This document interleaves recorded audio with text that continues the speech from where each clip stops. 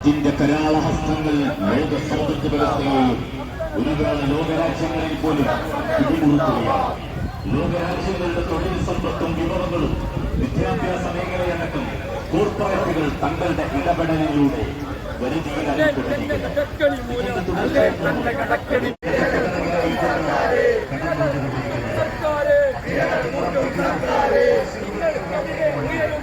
നിങ്ങൾക്കെതിരെ ഉയരുന്നു.